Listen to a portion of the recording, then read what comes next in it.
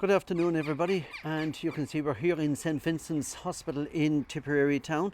Now, Gay, can you tell me exactly why we're here today?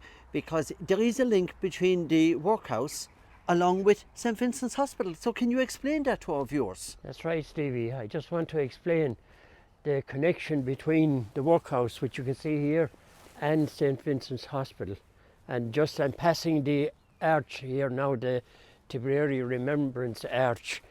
Just as we're passing, I just explained, this was the entrance to the officers' quarters when the military barracks were here.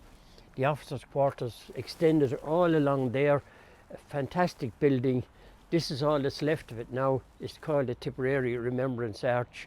You can see here is dedicated by Mary McAleese, President of Ireland, on the 30th of September 2005. It was unveiled. Now, Gay, there's an interesting thing as well. While you're talking, I know you'll keep explaining, but there's a gate up here at the back of this area, and I was very interested to know, what is this gate up here for? It's like a pedestrian gate? It is, yeah.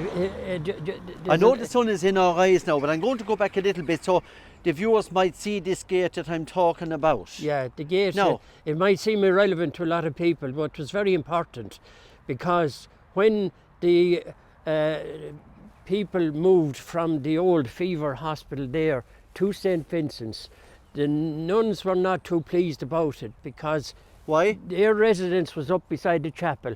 It meant they would have to come down, walk on the public road and into the hospital.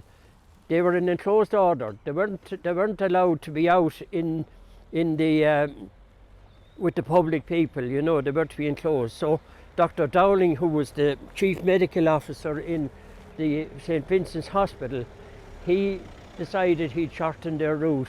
Yeah. And he told them that hospital is there, I'll make a gate for you, and all you have to do is cross the road and you're into the hospital then. So that's why the gate was put there, to facilitate the nuns.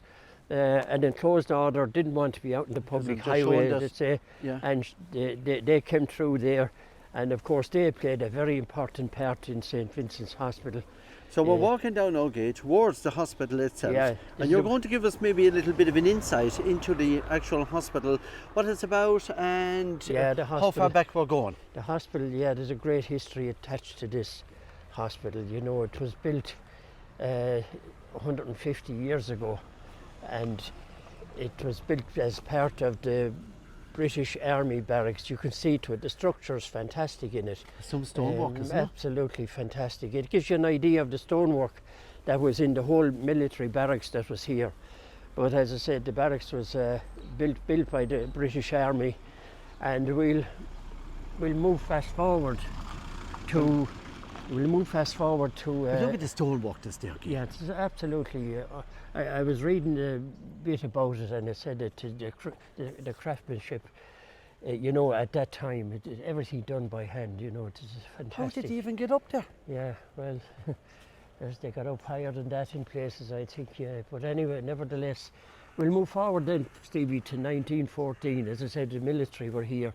1914, the First World War began, and in August 1914, in September 1914, the clerk of the workhouse got a letter telling him that the 400 residents in the workhouse would have to move to other workhouses, and they had to be out by the end of October. Why? Why? Because the British Army wanted to bring more troops into Tipperary, and they wanted the use of the workhouse, and they were taking over the whole workhouse. They did not have the space. Well, they wanted to put in more, you know, they wanted to put in more troops into Tipperary to train them. So the only part of the workhouse, now here's the Meals and Wheels now. I'll explain what they're doing here now at the moment. They're doing a great service, Meals and Wheels. Yeah, they're after feeding the people in there now. I'll explain that in a minute. But just to go back to what I was saying, that the people, the 400 people that were in the workhouse had to get out of it to other workhouses. Now, 100 of those people decided they would not go to another workhouse. They went back to their homes, back to their relations that were put up by them. About 200 went to other workhouses, the majority of them to Cashel, some to Thurles, a small amount to Kilmallock. And as I explained in previous, there was what they called an idiot's ward at the back of the workhouse, and special needs people, and they were sent to Cloheen. All of them were sent to Cloheen. And by the end of October, the workhouse was empty, except for the last 100 or 80 to 100. They were too old or too infirm or too sick to go anywhere, and they were facilitated in the workhouse fever hospital. And that's the only part of the workhouse that was left for the Board of Guardians to look after. There was a separate entrance made for the people to go in and out of the hospital. But anyway, we'll go first. So we're now at the rear end of the hospital. We're now at the here. rear end, and actually that is, to explain the Meals on Wheels there, that is now being used as the daycare for the elderly people, and they come here 11 o'clock in the day till 3 o'clock. They get their meals there. That's what Meals on Wheels deliver the dinners for them, and they're still in there now. You can see the back of the hospital now. Look at this concrete stairs, and there's 2 stories in the hospital. The bottom story, 21 beds. The top story, 21 beds, 42 beds. Of course, when the military had it, was all male. But in 1922, the British, of course, pulled out. You have great view up here, haven't you, Stevie? Super. You see the top of Galtymore over there, and that's the Carrotlock cows in the state there, and we're looking straight out now. The golf course is just out there. You've got the Slieve na Muck now in all its glory. Over into Cordangan. Yeah, Cordangan. But to explain, when we'll move forward then to 1922, Stevie, when the British Army pulled out, and the barracks was handed over. But then, of course, the Civil War broke out. And in 2023, the anti-treaty troops were in control of the barracks. But of course, the building as you're talking about, yeah, walk away. Their time was up in July. The pro-treaty troops approached towards the town, and the anti-treaty forces decided that they would torch the barracks. 2 buildings were left standing. The church, which they were not going to torch anyway because of its religious Catholic church, and that they weren't going to burn it. And this hospital was also spared. Now, word has it the hospital was spared because the chief surgeon in the town at the time, Dr. Dowling, appealed to the anti-treaty troops not to burn down this hospital, because he persuaded them that it would only serve the people, it would only do good for the people in Tipperary. Yeah. And they decided to spare it then. Okay, just while we're here, and this is part 1 of our 2 videos that we're doing here this afternoon in St. Vincent's Hospital.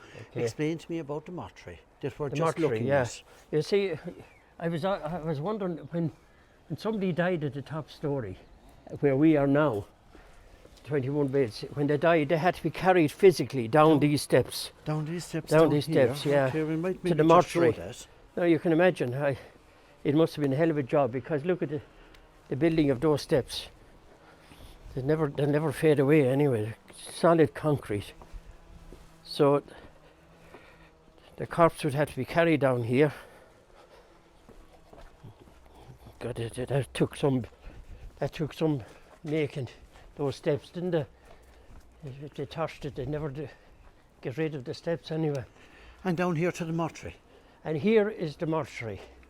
Now this is where the deceased were put when they passed away. They were put in there, the mortuary. It's locked now, I suppose. There's a lock on it. I'd say it hasn't been open for a long time. And you know, this was the mortuary for Tipperary town for up to 1987. Before Shamie Whelan or Tom Fogarty had funeral homes, people were brought here, and funerals started here, went up Bridge Street, Main Street, and up to St. Michael's Church, but it's locked up now. But that was the mortuary. Well, that's very interesting, Gay. I'll tell you, we'll wrap it up on part one, but again, you will explain a little bit more to us in part two. Sure, yeah. Look at it from here, Stevie. Isn't it a flaking building? You know, it upstairs, downstairs. When the ordinary people took it over, it became the bottom story was for the ladies, and the top story was for men. Why were they segregated? Sure,